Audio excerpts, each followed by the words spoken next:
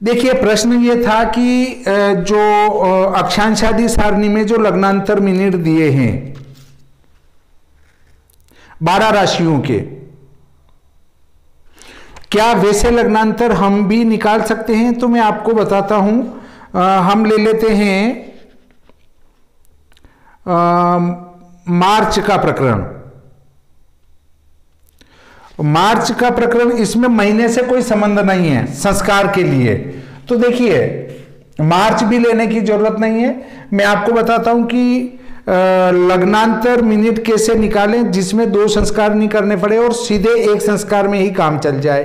तो देखिए, सबसे पहले मैं एक उदाहरण लेता हूं जिसमें यह आता है कि अक्षांश माना 24 है पूरे पूरे। नलखेड़ा के 23-50 लेंगे तो अनुपात करना पड़ेगा, और बिना अनुपात के हम 24 से ये गणित कर लेते हैं। माना वहां के अक्षांश 24 है, ये माना है, ऐसा नहीं कि आपने लिखा है, मान लिया मैंने कि वहां के 24 है, और रेखांश 76-14 है। तो देखिए, देशांतर मिनट निकालने के लिए 74-51 में से ये घटा देंगे, 76-14 में से 74-51, ये अलग लिख रहा हूं मैं, ये अलग है, ये अलग है। इसी में से 74-51 को 4 में से 1 3, 7 में से 5 गए 2, और 6 में से 5 गया 1, 4 का गुणा करेंगे।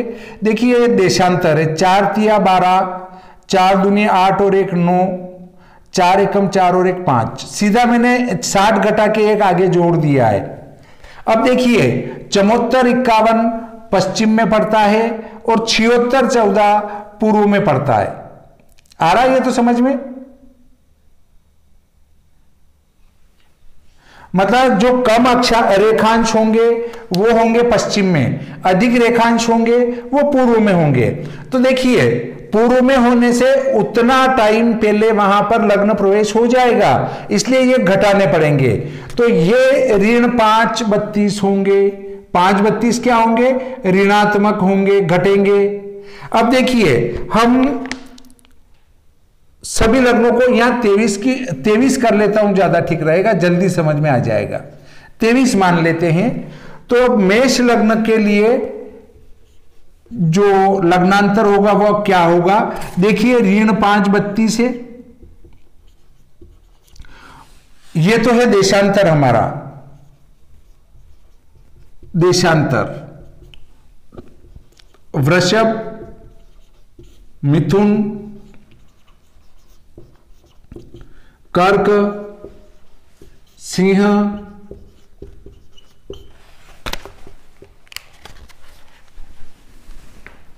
ये देशांतर निकाला, इसको उतारने की जरूरत ही नहीं है, ये पहले भी हम निकाल चुके हैं और आपके ध्यान में भी है ये।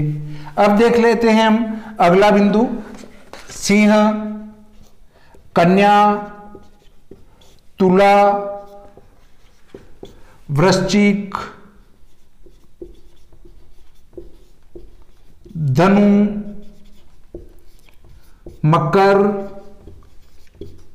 कुंभ और मीन। अब देखिए, 5-32 अगर आपका नगर ऐसा पड़ता हो तो एक बार आप लग्नांतर निकाल लें 12 राशियों के, वो हर साल आपको भादव माता पंचांग में यही संस्कार करना है, अन्य संस्कार नहीं करना पड़ेगा। हेलो, अब तो सही आ रही ना?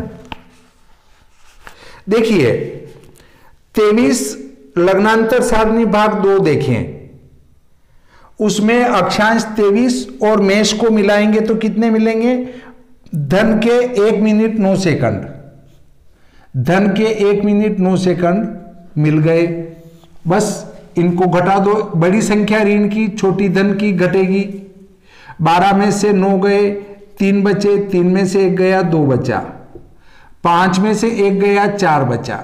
बस ये ही संख्या जो है मैंने अक्षांशादी सारणी में लिखी है। अब बड़ी संख्या के ऋण होने से ऋण रहेगा। यदि दोनों धन हो तो जुड़ेंगे, दोनों ऋण हो तो भी जुड़ेंगे, पर दोनों ऋण हो तो जुड़ने के बाद ऋण आएगा, और दोनों धन हो तो जुड़ने के बाद धन आएगा। और अगर एक ऋण एक धन है तो आपस में घटाकर बड़ी संख्या के जो चिन्ह है वो यहां लगेगा।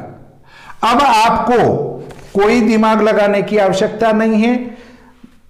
अपने जो पंचांग में 12 महीने के मेष लग्न का प्रवेश समय है, उसमें से 4 मिनट 23 सेकंड रोजाना का घटाना है, तो ये इस अक्षांश और रेखांश का लग्न प्रवेश हो जाएगा।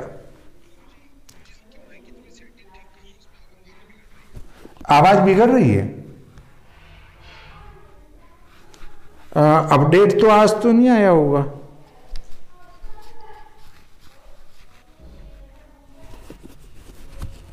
अच्छा, अब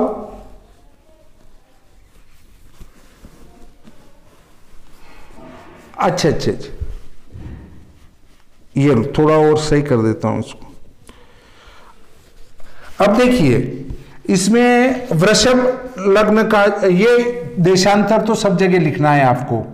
ऋण 5-32 सभी जगह लिख देंगे बिना सोचे। ऋण 5-32, ऋण 5-32, ऋण 5-32, ऋण 5-32, ऋण 5-32, ऋण 5-32, ऋण 5-32, ऋण 5-32, ऋण 5-32।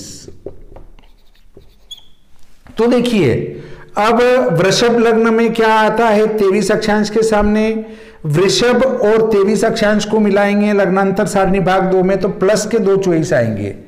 धन 2 चॉइस। बड़ी संख्या ऋण की है, ऋण में से धन घटा देंगे। 12 में से 4 गए, 8 बचे। 5 में से 2 गए, 3 बचे। ये किसी को समझ में नहीं आया हो तो प्रश्न कर सकते हैं। चलो आ गया। अगले बिंदु पर आते हैं हम। मिथुन को और 23 को मिलाते हैं तो धन के 3-4 आते हैं। धन के 3 मिनट 4 सेकेंड। तो 12 में से 4 गए तो 28 बचे। 32 में से 4 है ना, 12 में से 4 8 और 3 में से 1 कम हो जाएगा 2। 5 में से 3 गए तो 2 बचे, ऋण के रहेंगे क्योंकि बड़ी संख्या के ऋण है। इसके बाद कर्क पर आते हैं तो 23 को और कर्क को मिलाते हैं तो धन के 2 46 आएंगे। धन के 2 46। 12 में से 6 गए 6, 9 में से 5 गए 4, 5 में से 3 गए 2। बड़ी संख्या की ऋण है इसलिए ऋण रहेगा। अब सिंह को और 23 को मिलाएंगे तो धन के 1 42 आएंगे।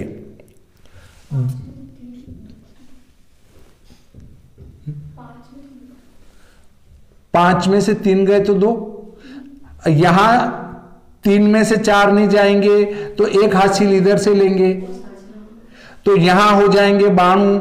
92 में से 46 गए तो 46 बचे। यहां 1 कम हो गया। 4 में से 2 गए तो 2 बचे। ठीक है। और अगला बिंदु आता है सिंह वाला। तो सिंह में देखिए 23 और सिंह को मिलाएंगे तो धन के 1 42 से। 2 में से 2 0, 1 इधर आया। 9 में से 4 गए 5 और 5 में से 2 गए 3। बड़ी संख्या के ऋण है तो ऋण रहेगा। अब देखिए 23 और कन्या को मिलाते हैं तो आता है धन के 0 18। 12 में से 8 गए 4, 2 बचे और यहां ऋण 5। अब देखिए फिर 23 को और तुला को मिलाएंगे तो ऋण के 1 9। अब यहां घटाने की भूल ना कर लें। ये भी ऋण का है, ये भी ऋण का है, दोनों जुड़ेंगे। 32 और 9 41 और 5 और 1 6 ऋण के रहेंगे। क्यों ऋण के रहेंगे कि दोनों ऋण के हैं इसलिए जुड़ के भी ऋण के ही रहेंगे। अब उसके बाद वृश्चिक को और 23 को मिलाते हैं तो वृश्चिक और 23 को मिला 2 चॉइस है ऋण के। 4 और 2 6, 3 और 2 5, 5 और 2 7 ऋण रहेंगे। ऐसे ही धनु को देखते हैं तो धनु और 23 को मिलाते हैं तो ऋण 3 4, ऋण 3 मिनट 4 सेकेंड। तो 32 और 4 36, 5 और 3 8 ऋण के रहेंगे। फिर 23 और मकर को मिला देते हैं तो ऋण के 2 46।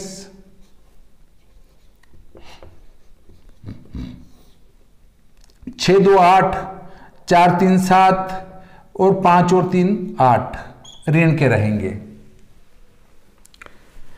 ये मत सोचना कि 8 कैसे कर दिए, 6 और 2 8 के 8, 4 और 3 7, 78 होंगे तो 60 से ज्यादा होने से एक आगे हासिल ले लिया और यहां 18 लिख दिए, तो 5 और 2 7 और एक हासिल का 8 हो जाता है। चूंकि अब हम बहुत इसमें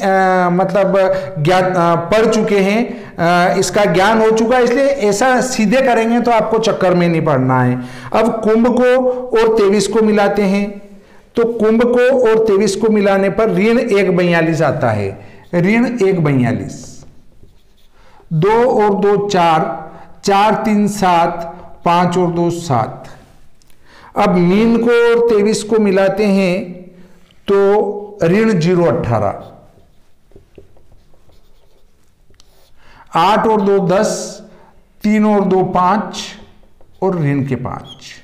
अब देखिए 12 महीने के लग्न प्रवेश में से मेष के लग्न प्रवेश में 4 मिनट 23 सेकंड घटाएंगे, वृषभ में 3 मिनट 8 सेकंड, मिथुन में 2 मिनट 28 सेकंड, कर्क में 2 मिनट 46 सेकंड। ऐसे इन सभी लग्नों में अपने अपने मिनट घटाने पर यह लग्न सारणी कहां की बनेगी, अक्षांश 23 और रेखांश 76 14 की बन जाएगी, जो कि